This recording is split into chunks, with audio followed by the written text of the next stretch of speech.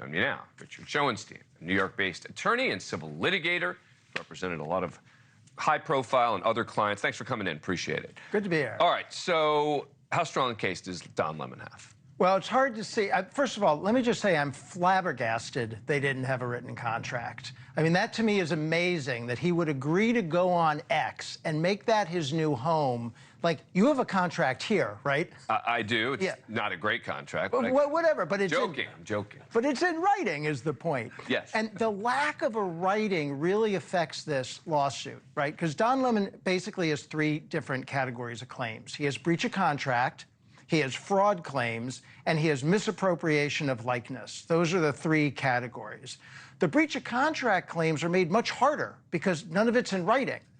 He can still prove it. You can have a contract that's not in writing, but he's got to prove what the terms of that contract were and that there was a breach. Much harder.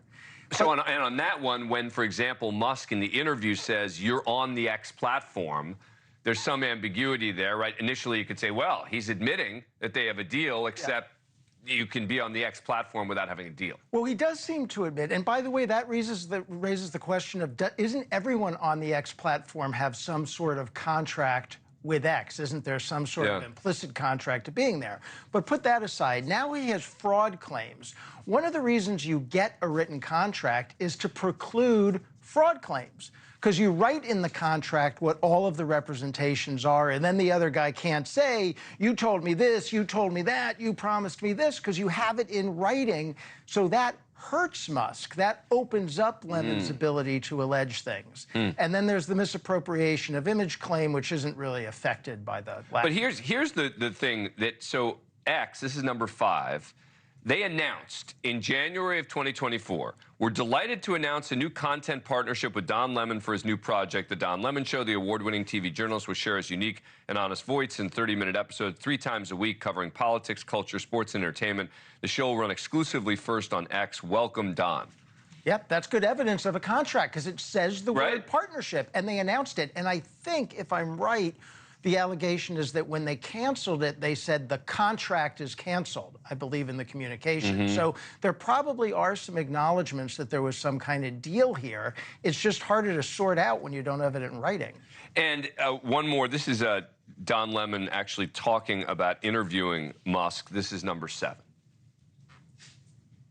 I thought the first person interview, no-brainer, Elon Musk, the man who calls himself a free speech absolutist. I asked him to do it. He willingly agreed to the interview. Throughout our conversation, I kept reiterating to him that although it was tense at times, I thought it was good for people to see and hear our exchange and that they would learn from our conversation, learn more about him, learn more about me.